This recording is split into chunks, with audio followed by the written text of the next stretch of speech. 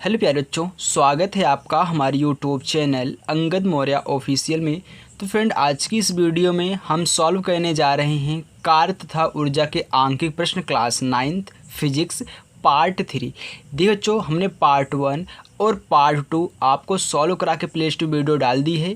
Part 1 में question number 1 से 10 तक है और पार्ट 2 में क्वेश्चन नंबर 11 से 15 तक है। आज मैं यहाँ पे पार्ट 3 सॉल्व करने जा रहा हूँ, जो कि हमारा क्वेश्चन नंबर 16 से स्टार्ट है। ओके, तो चलिए हर एक प्रश्न को मैं अच्छे से आपको सॉल्व करना सिखाता हूँ। चलिए, हमने यहाँ पे देखिए प्रश्न को पहले से लिख के रखा है हर तरह की भांति। अब देखिए, मैं एक एक प्रश्न को पढ़ूंगा और अच्छे से आपको यहाँ पे लगवाना चालू करूँगा। चलिए देखिए, तो प्रश्न नंबर आपका 16। देखिए बच्चों, प्रश्न नंबर 16 क्या कह रहा है। कह रहा कि एक पिंड जिसका द्रव्यमान 4.0 किग्रा है 12 मीटर की ऊंचाई से विरामा अवस्था से मुक्त रूप से गिरता है। यानी कि 12 मीटर की ऊंचाई है और वहाँ से क्या कर रहा है, विरामा अवस्था में है और मुक्त रूप से गिरता है। पिंड की प्रारंभिक ऊर्जा 8 मीटर की ऊंचाई पर गतिज ऊर्जा तथा संपूर्ण ऊर्जा का यहाँ पे मान निकालना है। यानी कि हमको 8 मीटर की ऊंचाई पर गतिज ऊर्जा पूछ रहा है और संपूर्ण ऊर्जा पूछ रहा है। तो यहाँ पे हर एक क्यों करके हमें अपने को यहाँ पे निकालना है। ओके, चलिए देखिए, तो सबसे पहले जो जो हमको दिया है पहले मैं उसको लिख लेता हूँ। तो हमको यहाँ पे देखिए द्रव्यमान दिया है। द्रव्यमान कितना दिया है, द्रव्यमान को हम यम से दिखाते हैं। ए हमको दिया है, देखिए 4.0 किग्रा का मतलब होता है सिर्फ 4 किग्रा। ओके, या आप यहाँ पे लिख सकते हो कि 4 किग्रा। चलिए अब देखिए, आपको यहाँ पे ऊंचाई दी गई है 12 मीटर। तो ऊंचाई कितनी दी है, 12 मीटर। चलिए, तो अभी यहीं तक आप बात करिए। द्रव्यमान कितना है आपका, 4 किग्रा है। आपकी ऊंचाई क्या है, 12 मीटर है और वस्तु विरामा अवस्था से मुक्त रूप से गिराई जाती है। अच्छा, ये बताइए दोस्तों, यदि कोई वस्तु विरामा अवस्था में है तो उसमें क्या होता है, गतिज ऊर्जा होती है? नहीं, गतिज ऊर्जा क्या होती है, शून्य होती है। यदि वह कुछ भी गति नहीं कर रहा है, यहाँ पे विरामा अवस्था में वैसे ही खड़ा का खड़ा है, कुछ भी चल हिल डुल नहीं रहा है, तो उसमें गतिज ऊर्जा नहीं होती। उसमें क्या होती है, स्थितिज ऊर्जा होती है। तो मैं सबसे पहले यहाँ पर निकालूंगा स्थितिज ऊर्जा।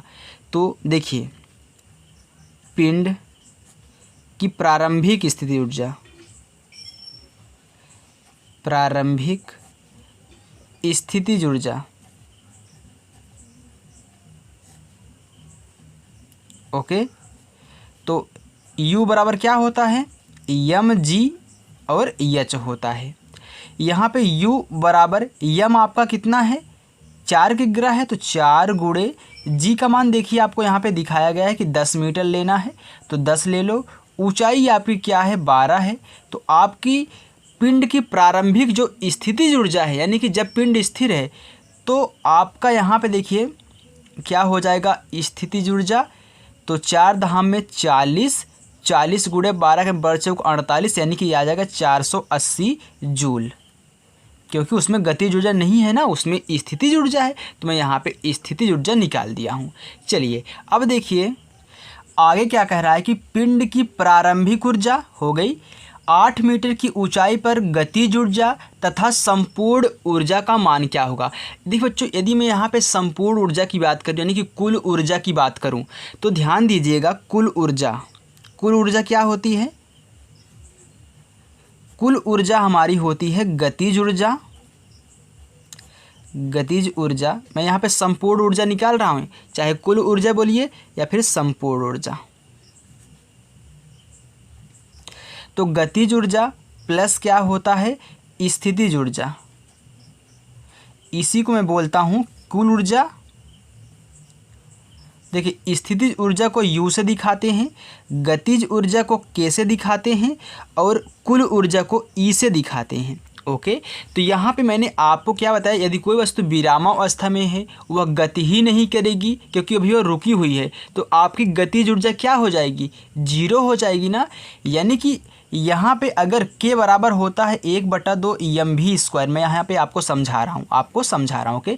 यदि वस्तु वेग में नहीं है, उसका वेग 0 है, तो उसकी गतिज ऊर्जा क्या हो जाएगी, 1/2 गुणे यम गुणे भी। जब जीरो है तो जीरो में किसी भी संख्या का गुणा करोगे तो टोटल के क्या हो जाता है, जीरो हो जाता है, यानी कि गतिज ऊर्जा जीरो हो जाएगी, क्योंकि अभी क्या कर रही है, विरामावस्था में है। तो यहाँ पे जब आपका के जीरो हो गया तो ई बराबर, ई क्या है, गतिज ऊर्जा है, मैंने आपको दिखा दिया, प्लस स्थितिज ऊर्जा आपकी कितनी है, 480 जूल। तो यहाँ पे 480, फिर ई बराबर कितना जाएगा, ये 480 जूल।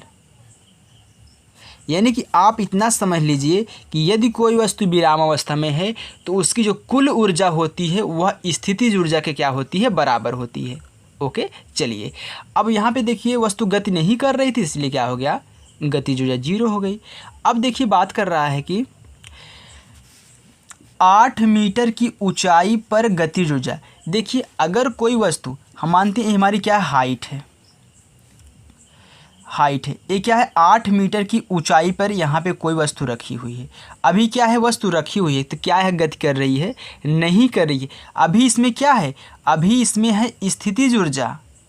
क्या है, स्थितिज ऊर्जा, वस्तु गति नहीं कर रही, 8 मीटर की ऊंचाई पर है लेकिन क्या करे, गति नहीं कर रही। तो सबसे पहले मैं यहाँ पे निकालूंगा कि 8 मीटर की ऊंचाई पर गतिज ऊर्जा क्या होती है। चलिए देखिए,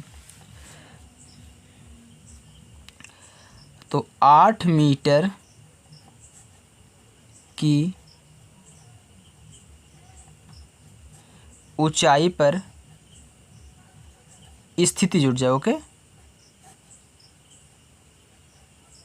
ये क्या हो जाएगा, इसको मैं मान लेता हूँ कि ये क्या है, यू डैश है, क्योंकि मैंने एक बार यहाँ पे स्थितिज ऊर्जा निकाल लिया हूँ। या देखिए यू, तो इसको मैं मानूंगा यू डैश, क्योंकि ये 12 मीटर की ऊंचाई पर थी तो ये 8 मीटर की ऊंचाई पर है, तो मैं इसको यू डैश मान रहा हूँ। तो यू डैश बराबर क्या हो जाएगा, M G H dash. H dash क्यों, क्योंकि यहाँ पे जो अभी आपकी हाइट है वह कितनी है, 8 मीटर है, तो मैं 8 मीटर ले रहा हूँ।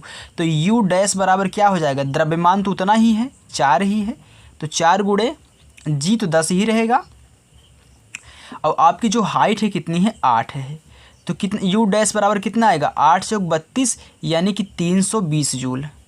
8 मीटर की ऊंचाई पर जो वस्तु की स्थितिज ऊर्जा है वह क्या है, 320 जूल है। अब ये बताइए, अब मैं यहाँ पे क्या करूँ, 8 मीटर की ऊंचाई पर इनकी गतिज ऊर्जा निकाल दूँ। क्या है गतिज ऊर्जा, तो हम जानते हैं बच्चों, आपने एक नियम पढ़ा होगा, ऊर्जा संरक्षण का नियम पढ़ा है ना। ऊर्जा संरक्षण के नियम के सिद्धांत पे हम जानते हैं कि यहाँ पे प्रत्येक बिंदु पे क्या होती है, जो ऊर्जा होती है वह समान होती है। ऊर्जा संरक्षण के सिद्धांत से कि प्रत्येक बिंदु पर ऊर्जा क्या होती है, समान होती है। तो जब प्रत्येक बिंदु पर ऊर्जा समान होती है तो मैं यहाँ पे लिखूँगा कि ऊर्जा संरक्षण के सिद्धांत से मैं लिख दे रहा हूँ ताकि आपको भूले ना, क्योंकि अगर मैं ऐसे बोल के करूँगा तो आप भूल जाओगे। तो देखिए के प्लस यू डैश बराबर क्या होता है, ई, ये क्या है, गतिज ऊर्जा, ये क्या है, स्थितिज ऊर्जा। क्योंकि हमसे पूछा है कि 8 मीटर की ऊंचाई पर गतिज ऊर्जा, तो मैं 8 मीटर की ऊंचाई पर ही गतिज ऊर्जा निकालूंगा। तो टोटल ये क्या है, टोटल ऊर्जा है, यानी कि कुल ऊर्जा है, संपूर्ण ऊर्जा है। तो यहाँ पे हमको के का मान निकालना है। यू डैश हमारा आया है कितना, 320 जूल, और टोटल क्या है, 480। कुल ऊर्जा कितनी है, 480 जूल है। तो के का मान निकाल लो यहीं से, तो 480 माइनस 320, तो गतिज ऊर्जा आपकी कितनी आ जाएगी, 480 में से 320 घटाओगे तो 100 कितना, 80 में से 20 के 60, 160 जूल, ये आपकी क्या है, गतिज ऊर्जा है। ओके, तो यहाँ पे आपकी गतिज ऊर्जा निकल चुकी है। और यही जो आपका आया है 480 जूल, ये टोटल कुल ऊर्जा ना, यही होगी क्या, 8 मीटर की ऊंचाई पर, 8 मीटर की ऊंचाई पर कुल ऊर्जा, यानी कि ई बराबर कितना, 480 जूल ही होगा 8 मीटर की ऊंचाई पर भी। ओके बच्चों, क्योंकि हम जानते हैं कि ऊर्जा संरक्षण के सिद्धांत के अनुसार कुल ऊर्जा क्या होती है, अपरिवर्तित होती है। तो 8 मीटर की ऊंचाई पर भी यही ऊर्जा होगी कितनी, 480 जूल। तो देखिए ये पूछा था, कुल ऊर्जा पूछा था, और यहाँ पे के का मान मैंने यहाँ पे आपको निकाल दिया है। तो आप अच्छे से एक बार देख लीजिए, क्योंकि एक काफ़ी सवाल जो है काफ़ी बड़ा है, तो आप यहाँ पे देख सकते हैं। ओके बच्चों, मैंने हर एक पॉइंट को अच्छे तरीके से समझाया है। अगर आपको समझ में ना आए तो एक बार वीडियो को दोबारा देख लीजिएगा। चलिए अब मैं चलता हूँ प्रश्न नंबर यहाँ पे 17 की तरफ। देखिए बच्चों, जो आपका 17वां सवाल है सेम 16वें सवाल की तरह है। तो आप देखिए दिया है 0.5 किग्रा द्रव्यमान का एक पिंड 10 मीटर की ऊंचाई से विरामा अवस्था से मुक्त रूप से गिरता है। सेम वैसे ही ना, फिर करें कि 6 मीटर की ऊंचाई पर गतिज ऊर्जा तथा संपूर्ण ऊर्जा का मान क्या होगा। जी का मान हमको दिया है कितना, 10 मीटर प्रति सेकंड स्क्वायर। तो सेम वैसे ही हमको लगाना है। तो हम जानते हैं बच्चों, यदि कोई वस्तु विरामा अवस्था में हो तो उसकी गतिज ऊर्जा क्या होती है, 0 होती है। तो मैं यहाँ पे पॉइंट को लिख भी दूंगा, लेकिन सबसे पहले आप क्या करिए, जो आपको दिया है आप लिख लीजिए। आपको द्रव्यमान दिया है, आपको द्रव्यमान यम बराबर कितना दिया है, 0.5 किग्रा। ओके, अब देखिए 0.5 किग्रा दिया है, यानी कि किलोग्राम दिया है। तो आप क्या करिए, यहाँ पे इसको आप ऐसे भी कर सकते हैं कि 5/10 किग्रा, 5/10 किग्रा, क्योंकि मैंने दशमलव हटाने के लिए 10 से क्या किया, भाग कर दिया। तो 5 × 5 5 दूनी 10, या फिर आप यहाँ पे कर लीजिए 1/2 किग्रा। आप जो रखना चाहें, चाहे इसको रख दें, चाहे इसको रख दें, चाहे इसको रख दें, कुछ भी आप रख सकते हैं, दोनों में से एक को रख दीजिए, आंसर आपका सही आएगा। चलिए, और हमको दिया है यहाँ पे ऊंचाई, एच बराबर कितना दिया है, 10 मीटर। ओके, अब देखिए यहाँ पे फिर पूछ क्या रहा है कि विरामावस्था से मुख्य रूप से गिरता है, को 6 मीटर की ऊंचाई पर गतिज ऊर्जा संपूर्ण ऊर्जा का मान क्या होगा, यानी कि सेम टू सेम वही काम कहना है। तो मैं आपको इस वाले में लिख देता हूँ अच्छे से कि विरामावस्था में, क्योंकि मैं जानता हूँ कि आप भूल जाते हो, विरामा अवस्था में गतिज ऊर्जा यानी कि के का मान 0 होता है। ओके, यानी कि गतिज ऊर्जा, इसको अच्छे से कॉपी पे नोट कर लेना, बराबर कितना, 0 होता है। चलिए अब देखिए, क्योंकि वस्तु चल नहीं रही है तो गतिज ऊर्जा 0 होगी। तो मैं क्या निकालूंगा, कुल ऊर्जा। तो कुल ऊर्जा क्या होती है, मैंने अभी आपको बताया ना, कुल ऊर्जा क्या होती है, गतिज ऊर्जा प्लस स्थितिज ऊर्जा। चलिए, तो गतिज ऊर्जा क्या होता है, इसको मैं ई से दिखाता हूँ, इसको मैं के से दिखाता हूँ, और इसको मैं यू से दिखाता हूँ। तो आपका के 0 है, तो ई बराबर क्या होगा, 0 प्लस यू का मान होता है mgh। तो ई बराबर, तो 0 को छोड़ दो, यम ले लो, यम आपका कितना है, चाहे आप यहाँ पे 1/2 ले लो। तो मैं यम का मान 1/2 रख रहा हूँ, क्यों, क्योंकि मुझे दशमलव में दिक्कत नहीं होगी। तो जी देखिए कितना है आपका, 10। तो जी का मान 10 रखो, सॉरी जी का मान 10 रखना है, तो यहाँ पे 10 रख दो, गुणे एच का मान कितना है, ये भी 10 है। तो 2 1 के 2, 2 5 10, तो ई बराबर कितना आ गया, 5 × 10। तो ई बराबर कितना आ गया, 50 जूल, यानी कि आपकी जो कुल ऊर्जा क्या है, 50 जूल है। अब देखिए बच्चों, ए आपकी क्या निकली है, कुल ऊर्जा निकल गई ना। फिर कह रहा है कि 6 मीटर की ऊंचाई पर गतिज ऊर्जा तथा संपूर्ण ऊर्जा का मान क्या होगा। अब देखिए पूछा संपूर्ण ऊर्जा का मान क्या होगा। देखिए जो कुल ऊर्जा जो होती है, हम जानते हैं कि ऊर्जा संरक्षण के सिद्धांत के अनुसार कुल ऊर्जा नियत रहती है, यानी कि 6 मीटर की ऊंचाई पर भी यही जो ऊर्जा होगी, कुल ऊर्जा कितनी होगी, 50 जूल होगी। कितनी होगी, 50 जूल होगी। तो यहाँ पे लिख देता हूँ 6 मीटर की ऊंचाई पर कुल ऊर्जा, क्योंकि कुल ऊर्जा नियत होती है, कभी चेंज नहीं होती, तो कुल ऊर्जा कितनी होगी, ई बराबर कितना, 50 जूल ही होगा। अगर आप लिखना चाहें जो भाषा बोल रहा हूँ आप यहाँ कोष्टक में लिख सकते हैं। मैं आपको अच्छे तरीके से बताऊँगा कि यहाँ पे लिख लो ऊर्जा, जो दूसरे पेन से लिखता हूँ। ओके, ऊर्जा संरक्षण के अनुसार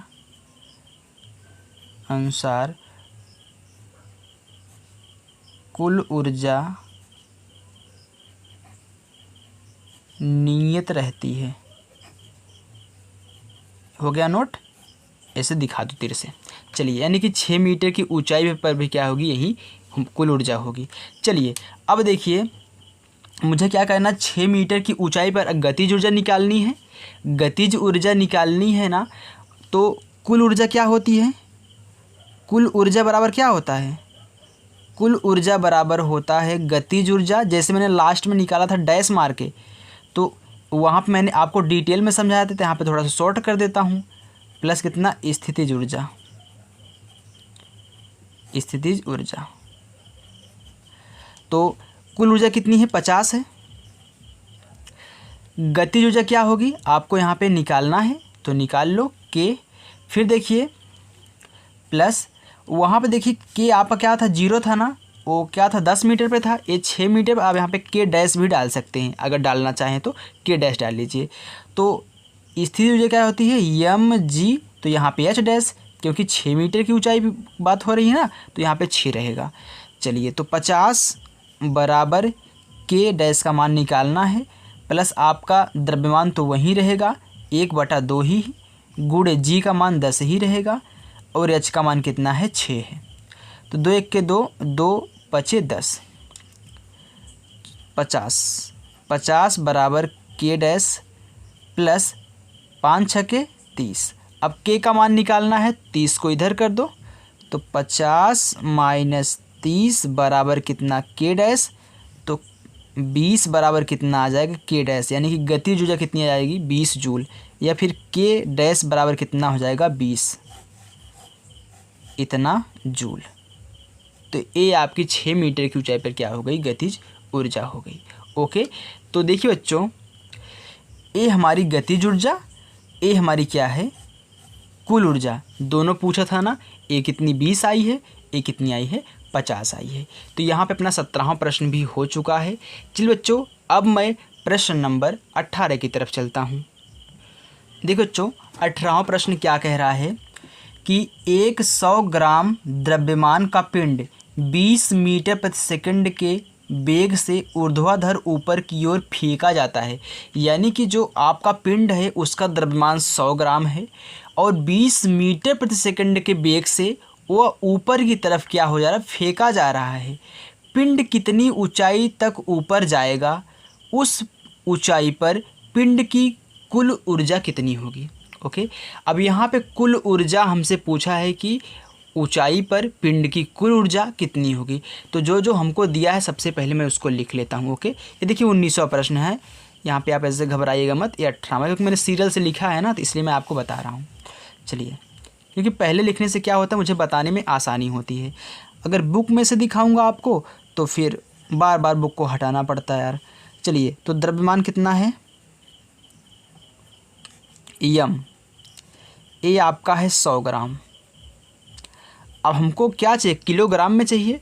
तो किलोग्राम के लिए मैं क्या करूँगा, यहाँ पे 1000 से भाग करूँगा, यानी कि 100 ग्राम में अगर मैं 1000 से भाग कर दूँ तो हमारा क्या, किलोग्राम, यानी कि केजी बन जाता है। तो 00 से 00 कैंसिल कर दो, तो 1 क्या आ गया, 10 किलोग्राम। केजी लिखो या फिर किलोग्राम, दोनों का मतलब एक होता है। चलिए, तो आपका वेग कितना दिया गया है, वेग आपका है 20 मीटर प्रति सेकंड, मीटर प्रति सेकंड हो गया।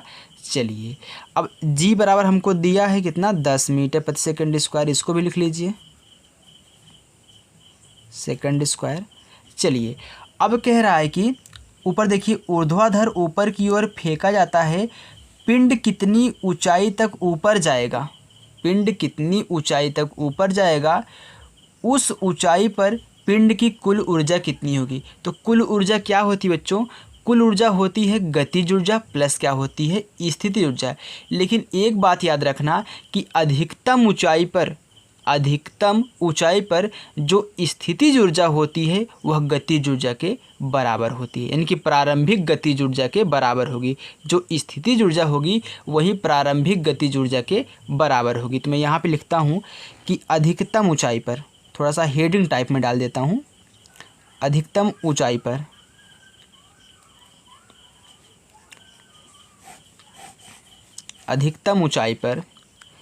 स्थितिज ऊर्जा बराबर किसके, प्रारंभिक गतिज ऊर्जा के।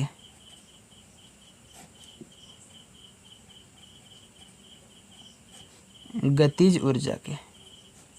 चलिए, तो स्थितिज ऊर्जा क्या होती है, ये होती है mgh, और प्रारंभिक गतिज ऊर्जा क्या होती है, वही 1/2 mv²। तो यम से यम कट गया, ना। और यहाँ पे एक देखिए आपको संकेत भी दिया गया था, संकेत मैंने आपको नहीं दिखाया क्या, संकेत दिया गया कि mgh क्या है 1/2 mv² के बराबर है, यानी कि जो आपकी स्थितिज ऊर्जा है वह गतिज ऊर्जा के बराबर है। तो आप ऊंचाई निकालना चाह रहे हो तो h बराबर होता है v²/2g। आप ये डायरेक्ट लगा सकते हो, वही मैं यहाँ पे कर रहा हूँ, वही यहाँ पे ये देखिए फार्मूला निकाल रहा हूँ। देखिए कैसे, तो यहाँ पे कितना gh बचा, यहाँ पे 1/2 क्या बचा, v² बचा। तो मैं इसका इसमें गुणा करा दूँ, तो कराइए, तो हो जाएगा 2gh बराबर कितना, v²। तो हमको क्या चाहिए, हमको h चाहिए, तो h बराबर क्या हो जाएगा, v²/2g, यही चाहिए ना। तो v² बटा क्या हो जाएगा यहाँ पे 2g, जो आपका दिया गया था, यहाँ पे देख सकते हो मैंने वही काम किया है, वही फार्मूला निकाला है। चलिए अब मान रख दीजिए, तो देखिए h बराबर कितनी ऊंचाई तक जाएगा ना पूछा था, तो वही ऊंचाई मैं निकाल रहा हूँ। आपका v वेग कितना है, तो 20 मीटर प्रति सेकेंड स्क्वायर है। तो 20 का स्क्वायर करेंगे तो 20 × 20 मैं आपको डायरेक्ट कर दे रहा हूँ, क्योंकि v का स्क्वायर यानी कि 20 का स्क्वायर, तो 20 का स्क्वायर मतलब 20 × 20 कर दो, छोटी सी बात है। 2 × g का मान आपका कितना है, 10 है, तो 10 रख दो। तो 1 0 से 1 0 कैंसिल, और 2 से 2 कैंसिल हो गया, बचा कितना 20, यानी कि 20 मीटर ऊंचाई तक जाएगी। आपका h निकल चुका है ना, आ गया आपका h। चलिए अब यहाँ पे हमको अधिकतम ऊंचाई पर कुल ऊर्जा देखनी है, तो कुल ऊर्जा, तो यहाँ पे ध्यान दीजिएगा कि अधिकतम ऊंचाई पर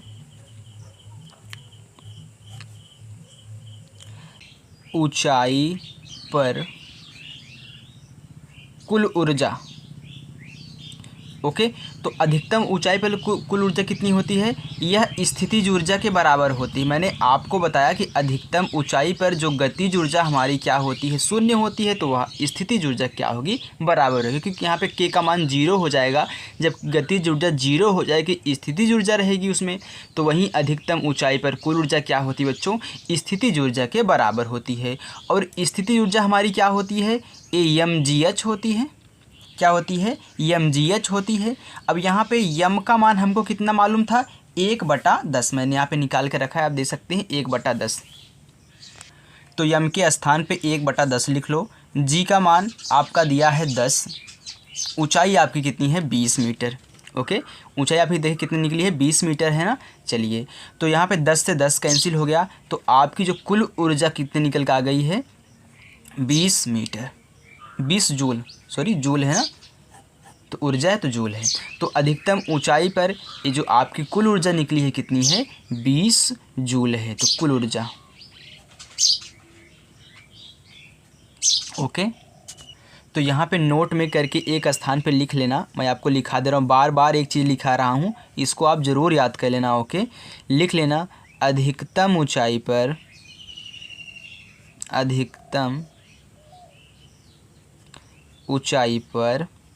वेग क्या होता है, वेग शून्य होता है।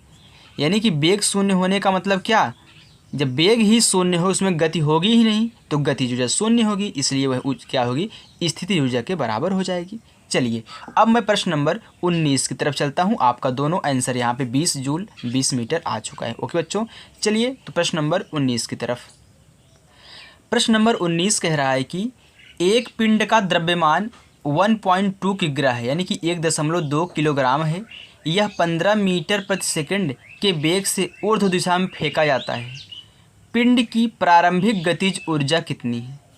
अधिकतम ऊंचाई पर पहुंचने पर इस ऊर्जा का क्या होगा? अर्जित महत्तम ऊंचाई भी ज्ञात कीजिए।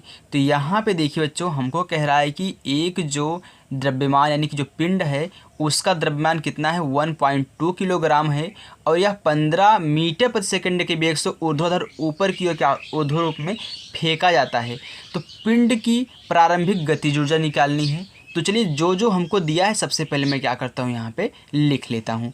तो हमको द्रव्यमान दिया है, देखिए 19वां सवाल है। तो आपको द्रव्यमान दिया है यम, कितना दिया है? 1.2 किग्रा। तो आप दशमलव हटाने के लिए इसको 12/10 कर लीजिए, क्योंकि दशमलव के नीचे एक, दशमलव के बाद एक अंक, तो 1 जीरो लगा दिया। तो कितना हो गया? 12/10 हो गया, इतना किग्रा। ओके, अब काट लीजिए, काटना चाहे तो, नहीं तो इसे छोड़ दीजिए। चलिए ऐसे ही रहने दीजिए। अब देखिए बच्चों, आपको यहाँ पे दिया है इतना वेग आपको कितना दिया है? 15 मीटर प्रति सेकंड। तो 15 मीटर प्रति सेकंड ये आपका क्या है? वेग है। ओके, चलिए आपको गतिज ऊर्जा निकालनी है। चलिए मैं गतिज ऊर्जा निकाल देता हूँ। तो गतिज ऊर्जा बराबर क्या होता है? गतिज ऊर्जा ये होती है 1/2 mv²। अब देखिए वेग आपका दिया है ना, तो यहाँ पे गतिज ऊर्जा निकलेगी। तो 1/2 आपका द्रव्यमान कितना है? यहाँ पे 12/10। वेग आप कितना है? 15 मीटर। देखिए 15 का स्क्वायर होगा ना, क्योंकि v का स्क्वायर है तो 15 का स्क्वायर। तो 15 का स्क्वायर का मतलब मैं डायरेक्ट यहाँ पे 15 गुणे 15 कर दे रहा हूँ। तो 15 गुणे कितना हो गया? 15 हो गया। अब काट दीजिए, देखिए 2 एकन्नम 2, 2 छंगे 12। देखिए 5 से काट दीजिए इसको, तो 5 दूनी 10, 5 तिहाई 15, फिर 2 1 2, 2 तिहाई 6। तो ऊपर कितना बचा? ऊपर सिर्फ यहाँ बचा है 3 गुणे 3 गुणे कितना? 15। तो गुणा कर लीजिए, कितना आ रहा है? तो 3 त्रिक्का 9। तो 3 त्रिक्का 9 आ रहा है ना। तो 9 का गुणा 15 में करेंगे तो 15 नवैया कितना होता है? 135 होता है। तो यहाँ पे जो आपकी गतिज ऊर्जा निकल के आई 135 क्या है? जूल है। ये आपकी गतिज ऊर्जा निकल के आ चुकी है, जो मैं यहाँ पे के निकाल रहा था। गतिज ऊर्जा क्या होती है? के होती है ना। यही के बराबर आपको कितना आया है? 135 जूल आया है। तो आपका के निकल चुका है। चलिए आगे देखिए क्या कह रहा है। आगे कह रहा है कि अधिकतम ऊंचाई पर पहुंचने पर इस ऊर्जा का क्या होगा? यानी कि जब ये ऊर्जा अधिकतम ऊंचाई पर पहुंचेगी तो क्या होगा? अर्जित महत्तम ऊंचाई भी ज्ञात कीजिए। हमको यहाँ पे हाइट निकालनी है। तो देखिए बच्चों, जब कोई वस्तु अधिकतम ऊंचाई पर पहुंचेगी तो उसकी जो गतिज ऊर्जा है क्या होती है? स्थितिज ऊर्जा बराबर हो जाती है। कहने का मतलब है कि जो गतिज ऊर्जा है वह स्थितिज ऊर्जा में परिवर्तित हो जाती है, यानी कि दोनों क्या हो जाते हैं? बराबर हो जाते हैं। तो यहाँ पे लिखो महत्तम ऊंचाई पर क्या होता है? जो स्थितिज ऊर्जा है, स्थितिज ऊर्जा वह बराबर होती है गतिज ऊर्जा के। ओके, तो स्थितिज ऊर्जा क्या होती है? ये होती है mgh और गतिज ऊर्जा क्या होती है? 1/2 mv²। देखिए यम से यम कैंसिल हो जाएगा, हमको यहाँ पे ऊंचाई निकालनी है। तो मैं क्या करूँगा, यहाँ पे जो हमको बचा है पहले लिख लूँगा 1/2 v², 2 का इसमें गुणा करा दूँगा तो 2gh हो जाएगा, बराबर कितना? v²। अब देखिए v² को इधर लिख लीजिए, पहले v² बराबर कर लीजिए 2gh, मतलब मैंने पलट दिया उसी को। चलिए तो v बराबर क्या हो जाएगा? v बराबर हो जाएगा रूट में 2gh। ओके, क्या हो जाएगा? रूट में 2gh। या फिर सॉरी, यहाँ पे हमको वेग नहीं निकालना है। सॉरी, यहाँ पे वेग आपको नहीं निकालना, आपको ऊंचाई निकालनी है ना। तो आप एक काम करिए, यहीं से ऊंचाई निकाल लीजिए, यहीं से ऊंचाई निकाल लीजिए। कैसे? देखिए ये क्या है, 2GH है ना। जब ये 2GH बराबर v² है, मैं सोचा कि यहाँ पे हमको बेग निकालना, नहीं बेग नहीं निकालना है। तो देखिए क्या करिए, एच आपको निकालना तो एच बराबर कर दीजिए v² अपान 2g। जैसे अभी हमारे जो यहाँ पे दिया था क्वेश्चन पिछला वाला, उसमें निकाल के हमको ऊंचाई दी थी ना, ऐसे ही तो वही हमारी ऊंचाई। अब यही हमको क्या कहना है, ऊंचाई निकालनी है। तो चलिए मैं ऊंचाई निकाल लेता हूँ। तो हमारा है h बराबर v² अपान 2g। तो h बराबर बेग आपका कितना है, बेग आपका यहाँ पे दिया है 15 मीटर प्रति सेकंड। तो v का स्क्वायर है तो मैं 15 का स्क्वायर करूँगा, तो 15 गुणे 15 मैं डायरेक्ट कर दे रहा हूँ, बटा 2 गुणे g का मान आपका कितना है, यहाँ पे दिया कितना है g का मान, इसमें आपको 1900 में कितना दिया था, 9.8 दिया है g का मान। तो g का मान 9.8 कर देना है। चलिए अब इनको क्या करते हैं, हल कर लेते हैं।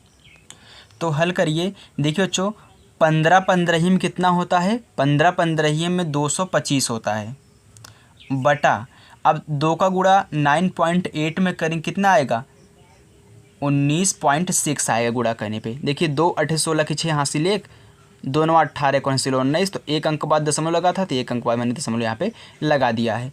अब दशमलव हटाने के लिए मैं क्या करूँगा, ऊपर नीचे 10 10 से गुणा कर दूंगा। क्यों? क्योंकि एक अंक बाद दशमलव लगा है। तो टोटल कितना हो जाएगा, ये हो जाएगा 2250 बटा इसका दशमलव ख़त्म हो जाएगा 10 से गुणा करते ही, तो 196 हो जाएगा। ओके चलिए अब मैं इनको काट देता हूँ। तो काटिए, 2 से पहले काटिए।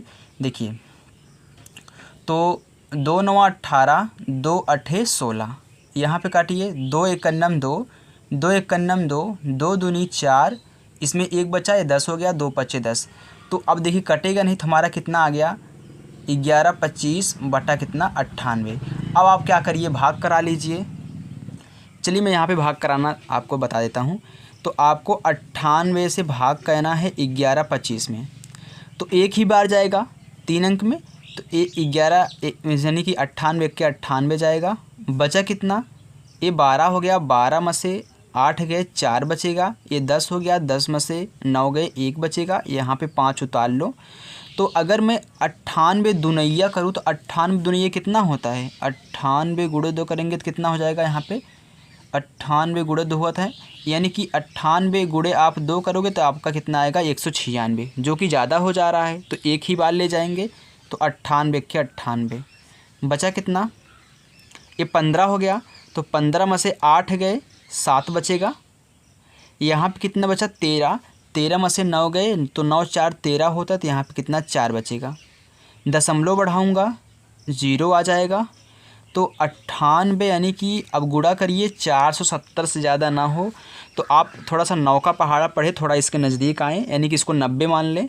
तो 9 को 9 18 9 3 27, 9 चौका 36, 9 पचे 45, हाँ 5 बार ले जाओ देखो। तो 98 गुणे 5 करो, 5 8 40 का शून्य हासिल आ गया 4, 5 9 45, 45 4 ज़्यादा हो जाएगा क्या, देखो 9 5 देखो 5 8 40 के शून्य हासिल 4, 5 9 45, 45 4 कितना हो जा रहा है 49 हो जा रहा है। ओके तो देखिए बच्चों आपको यहाँ पे क्या कहना है, अगर ये ज़्यादा हो रहा है आपको 4 बार ले जाना है, 4 बार ले जाओगे, फिर कुछ बचेगा यहाँ पे, फिर ले जाओगे, फिर कुछ बचेगा आपको, फिर ले जाओगे, तो आप डायरेक्टली यहाँ पे इसको एक अंक बढ़ा के लिख देना 11 पॉइंट कितना 5, कितना 11.5 मीटर, ये आपकी क्या हो जाएगी ऊंचाई हो जाएगी। अरे जो यहाँ पे जो पूरा बवाल आएगा, अभी दशमलव के बाद इतना अंक बढ़ेगा, तो एक अंक बढ़ा के लिख दो, उतना आपको समथिंग में मान लिया जाता है आपकी ऊंचाई क्या है, इतनी है। ओके आ गई बात समझ में, तो आपकी ऊंचाई 11.5 मीटर हो जाएगी। तो चलिए बच्चों अपना 19वां सवाल भी हो चुका है। अब मैं चलता हूँ, क्या करता हूँ यहाँ पे प्रश्न नंबर 20 की तरफ। देखिए बच्चों प्रश्न नंबर 20 दिया है, 0.2 किलोग्राम द्रव्यमान के एक पिंड को 10 मीटर प्रति सेकंड की प्रारंभिक चाल से पृथ्वी तल से ऊर्ध्वाधर ऊपर की ओर फेंका गया। गणना कीजिए, यानी कि 0.2 किग्रा द्रव्यमान का एक पिंड था, उसको हमने क्या किया 10 मीटर प्रति सेकंड के वेग से उसको ऊपर की तरफ फेंका। तो कह रहा है कि प्रारंभिक चाल से ना ऊपर की तरफ फेंका। तो पहला पूछा है कि पिंड की प्रारंभिक गतिज ऊर्जा ज्ञात कीजिए। तो बहुत आसान है, जैसे अभी हमने जस्ट सॉल्व किया सेम वैसे ही है।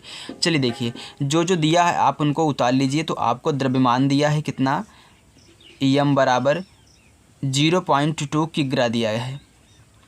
अच्छा बताइए, हमको चाहिए किलोग्राम में, तो किलोग्राम में है। चलिए अब फिर देखिए, अगर ग्राम दिया होता तो मैं इसको किलोग्राम में चेंज कर देता। और हमको यहाँ पे वेग दिया है, वेग कितना दिया है, वेग भी बराबर हमको दिया है 10 मीटर प्रति सेकंड दिया है। ओके, अब हमको ज्ञात क्या कहना है। तो पहले प्रश्न को मैं यहाँ पे सॉल्व कर रहा हूँ, पहला वाला ये वाला, पिंड की प्रारंभिक गतिज ऊर्जा। तो प्रारंभिक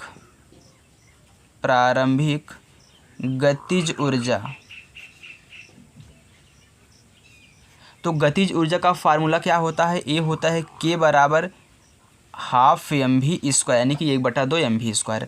तो हमको K का मान निकालना है, तो 1/2।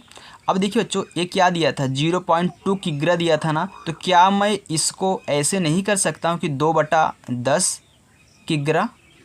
अरे दशमलव हटाने के लिए मैं दशमलव के नीचे 1 लिख दिया, दशमलव के बाद 1 0, तो यहाँ पे 0 लगा दिया, यानी कि 1 अंक था तो 1 0 लगा दिया। जैसे ही 10 से भाग करोगे दशमलव हट जाएगा, यानी कि मैं m के स्थान पे 2/10 लिख सकता हूँ। फिर गुणे आपका वेग कितना है, 10 मीटर है।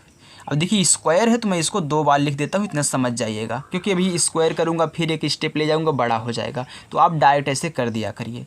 2 से 2 कैंसिल, 10 से 10 कैंसिल, बचा कितना 10, यानी कि जो आपका यहाँ पे के यानी कि गतिज ऊर्जा निकली कितनी है, 10 जूल है।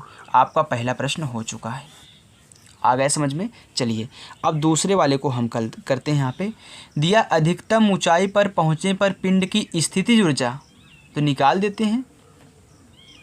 तो अभी जस्ट बच्चों मैंने आपको बताया कि अधिकतम ऊंचाई पर पहुंचने पर जो हमारी गतिज ऊर्जा होती है वह स्थितिज ऊर्जा के बराबर होती है। अभी जस्ट हमने क्या किया था, निकाला था, जब हम ऊंचाई में उसको बढ़ा रहे थे। आपको दिखाएं यहाँ पे देखिए, महत्तम ऊंचाई पर क्या होता है, स्थितिज ऊर्जा गतिज ऊर्जा के बराबर होती है, यानी कि जो हमारी गतिज ऊर्जा निकली है वही स्थितिज ऊर्जा होगी ना। चलिए तो यहाँ पे लिख देता हूँ कि अधिकतम ऊंचाई पर लगाने की ज़रूरत नहीं है, आप जानते हैं, मैं यहाँ पे लिख देता हूँ, आप समझ जाएंगे।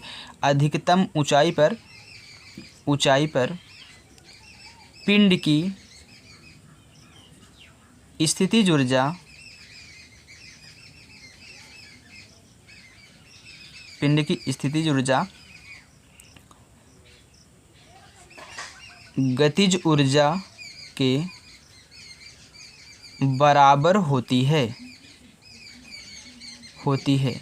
यानी कि जो हमारी गतिज ऊर्जा यहाँ पे निकली वही स्थितिज ऊर्जा होगी, क्योंकि स्थितिज ऊर्जा